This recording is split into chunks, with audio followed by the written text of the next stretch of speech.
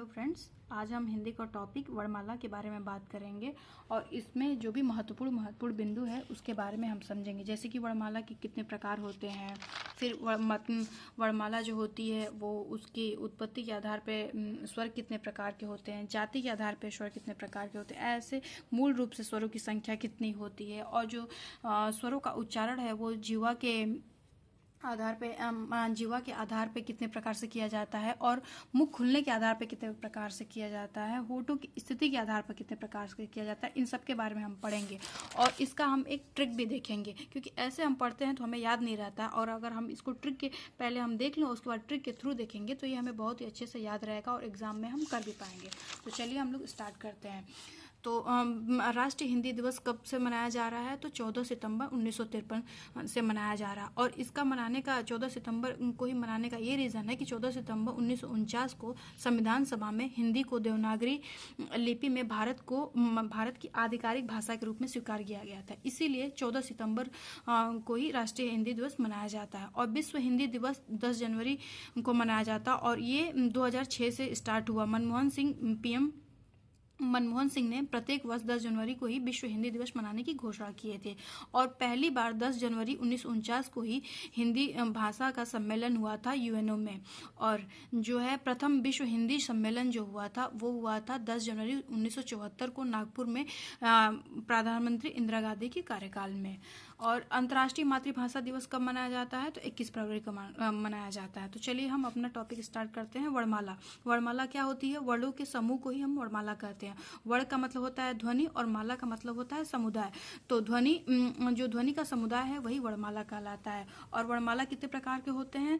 2 प्रकार के होते हैं, स्वर और व्यंजन। स्वर को हम अच प्रत्याहार कहते हैं और व्यंजन को हल प्रत्याहार कहते हैं। हम प्रत्याहार भी हम अगले वीडियो में देखेंगे कि प्रत्याहार क्या होता है और अच स्वर क्या होते हैं और हल व्यंजन क्या होते हैं।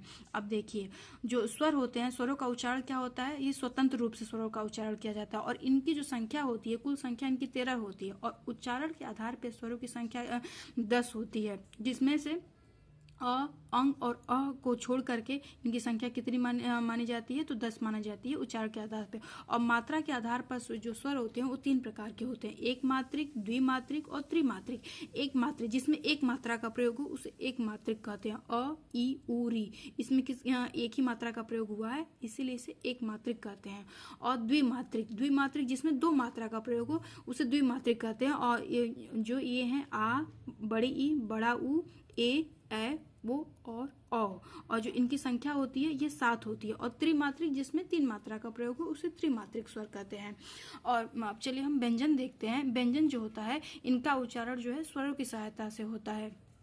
और जो व्यंजनों की संख्या, मूल रूप से व्यंजनों की संख्या 33 होती है और उच्चारण के आधार पर व्यंजनों की संख्या कितनी होती है? 35। और ये 35 कौन कौन से वर्ड होते हैं? तो ये 25 स्पर्श व्यंजन होते हैं, 4 ऊष्म व्यंजन होते हैं, 4 अंतस्थ व 2 द्विगुण व्यंजन होते हैं। ये टोटल मिला के कितने वर्ड हो जाते हैं? तो ये 35 वर्ड होते हैं और ये उच्चारण के आधार पे होते हैं। और जो कामता प्रसाद गुरु हैं इन्होंने वर्डों की संख्या को 44 माना है। 11 स्वर और प्लस 33 व्यंजन, टोटल 44 हुए। और एक कामता प्रसाद गुरु के अनुसार वर्डों की संख्या जो होती है वो 44 होती है। और ऐसे वर्तमान में लेखन के आधार पर जो वर्ड होते हैं 52 + 1 53 हो गए हैं। पहले ये वर्डों की जो संख्या थी वो 52 थी, लेकिन अब ये 53 हो गए, 52 + 1। और जो ये विशिष्ट जो एक ये जोड़ा गया है, ये एक विशिष्ट व्यंजन लौ होता है उसको जोड़ा गया है।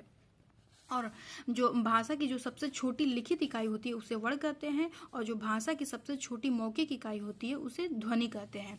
और ये जो आपके 52 वर्ण होते हैं ये कौन कौन से वर्ण होते हैं? तो इसमें आता है 11 स्वर आता है, 25 स्पर्श व्यंजन आते हैं, 4 ऊष्म व्यंजन आते हैं, 4 अंतस्थ व्यंजन आते हैं, 4 संयुक्त व्यंजन, 2 उच्छिप्त व्यंजन व 2 अयोग्य व्यंजन आते हैं। ये आगे हम समझेंगे कि स्पर्श व्यंजन, ऊष्म व्यंजन, अंतस्थ व्यंजन, संयुक्त व्यंजन, उच्छिप्त व्यंजन और अयोग्य व्यंजन क्या होते हैं इसके बारे में हम आगे समझेंगे।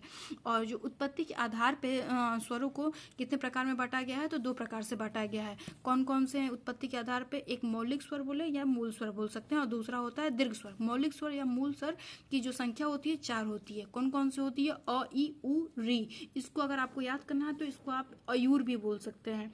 अयूर करके भी आप इसे याद रख सकते हैं ट्रिक के थ्रू।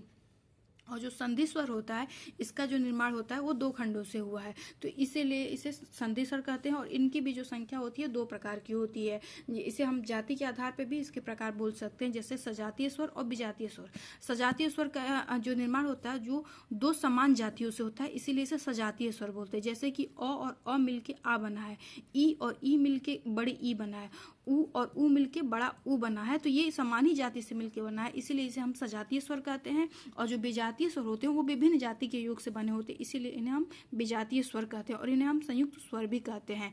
तो जो अ और ई मिलके ए बना है, अ और ए मिलके ए बना है, अ और ऊ मिलके ओ बना है, अ और ओ मिलके ओ बना है, तो ये दोनों अलग अलग जाति से मिलके बने हुए, इसीलिए इन्हें हम विजातीय स्वर कहते हैं। और जो ऐसे स्वरों के प्रकार पूछता है कि स्वरों के कितने प्रकार होते हैं, तो हम बताते हैं कि स्वरों के 3 प्रकार होते हैं। कौन कौन से स्वर होते हैं? ह्रस्व स्वर, दीर्घ स्वर, प्लूत स्वर। ह्रस्व स्वरों की संख्या कितनी होती है? तो 4 होती है, अ, ई, उ और री। इसे हम अयूर करके भी याद रख सकते हैं कि अयूर। अब जो ये जो चारों आ गए तो इससे जो भी बचे वो क्या कहलाएंगे? तो वो दीर्घ स्वर कहलाएंगे। और दीर्घ स्वरों की संख्या कितनी होती है? तो 7 होती है, बड़ा आ, ई, उ, ए, ओ और अ। और प्लूत स्वर जो होते हैं वो ओम कहलाते हैं।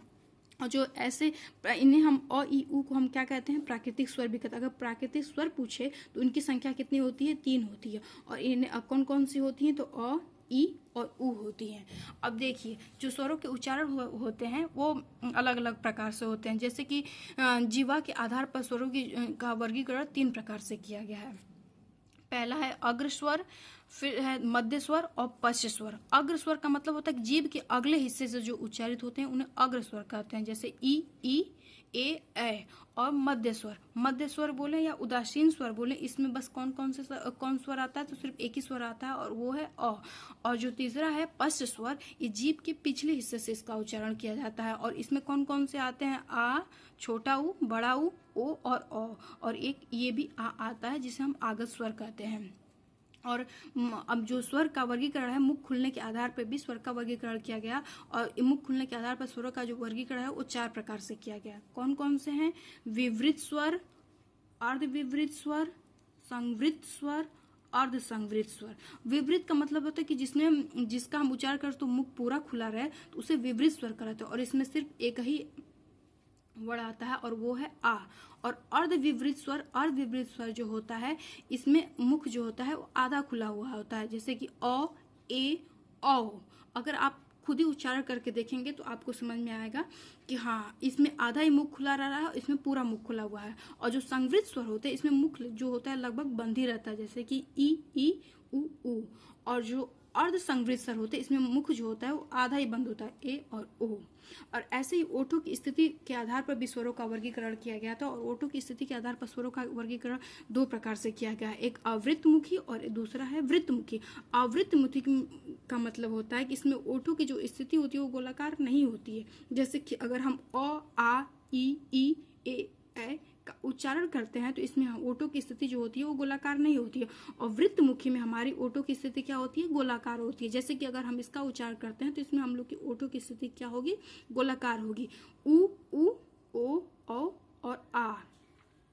ऐसे ही घोषत्व के आधार पर जो होते हैं तो सारे स्वर क्या होते हैं? सघोष होते हैं। और प्राणत्व के आधार पर बात करें तो सारे जो स्वर होते हैं वो क्या होते हैं? अल्प प्राण होते हैं। और ये देखिए ये कुछ हैं परंपरागत अतिरिक्त वर्ण हैं, जैसे कि अनुनासिक, ये क्या होते हैं? ये तद्भव में प्रयोग किया जाता है। अनुस्वार हुआ, ये तत्सम में प्रयोग किए जाते हैं। और ये विसर्ग है जो स्वर के बाद में प्रयोग किए जाते हैं।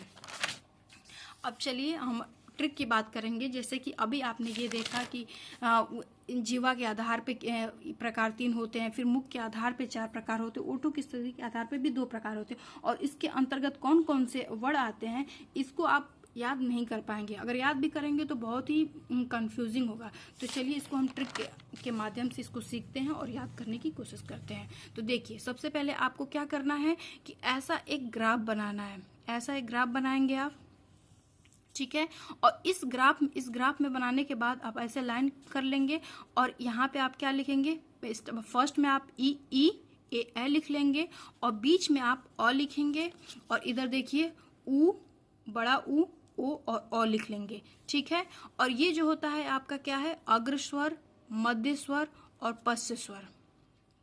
इसमें जो है आपका ये है अग्र स्वर, मध्य स्वर और पश्च स्वर। अग्र स्वर, मध्य स्वर, पश्च स्वर हम लोग ने लिख लिया, और यहाँ पे हम लोग लिख लेंगे आवृत्तमुखी और वृत्तमुखी। जो ओठों की स्थिति के आधार पे जो स्वरों के प्रकार हैं वो दो प्रकार से होते हैं, एक आवृत्तमुखी और दूसरा है वृत्तमुखी। और ये जो होता है हम लोग का संवृत, अर्ध संवृत, अर्ध विवृत और विवृत। तो ये हम लोग के जो मुख खुलने के आधार पे थे 4 प्रकार के, ये वो हैं। और जो जीवा के आधार पे स्वरों का किया गया है, अग्र स्वर, मध्य स्वर, पश्च स्वर, ये ऊपर लिखे गए हैं। तो जीवा के आधार पे जो आपके अग्र स्वर होते हैं, तो जो ये अग्र स्वर यहाँ पे लिखा गया है, तो ये सारे आपके क्या हो जाएंगे, अग्रस्वर हो जाएंगे। और मध्य स्वर या केंद्रीय स्वर कौन सा होगा, तो इसमें आपका सिर्फ और सिर्फ क्या आएगा, अ आएगा। और पश्च स्वर में आपका क्या आएगा, छोटा ऊ, बड़ा ऊ, ओ, औ आएगा, ठीक है। और आ भी आएगा, छोड़ इसमें आ जाएगा। तो ये अगर आप फिगर ड्रॉ कर लेते हैं, अगर आपके माइंड में ये फिगर ड्रॉ हो जाता है, तो इससे आप इसको बहुत ही आसानी से क्वेश्चन सॉल्व कर सकेंगे, ठीक है।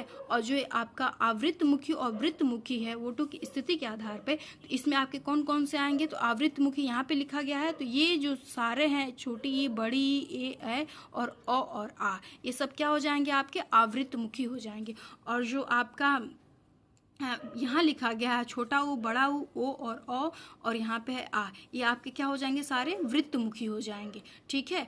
और ये यहाँ पे आपका है संवृत, अर्ध संवृत, अर्ध विवृत और विवृत। तो चलिए अब हम इसको देखते हैं। संवृत में आपके कौन कौन से आएंगे, तो आपका संवृत यहाँ पे लिखा गया है, तो ई, छोटी ई, बड़ी ई और छोटा ऊ, बड़ा ऊ, ये आपके क्या हो जाएंगे, संवृत हो जाएंगे।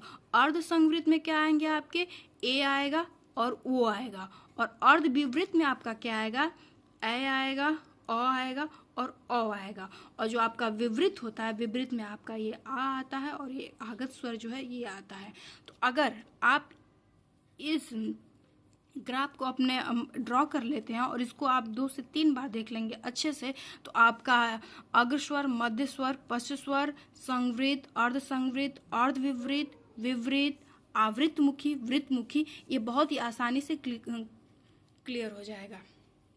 तो आज हम स्वर के बारे में ही बस पढ़े हैं। अब नेक्स्ट वीडियो में हम व्यंजन के बारे में पढ़ेंगे और ट्रिक के साथ पढ़ेंगे। Thank you.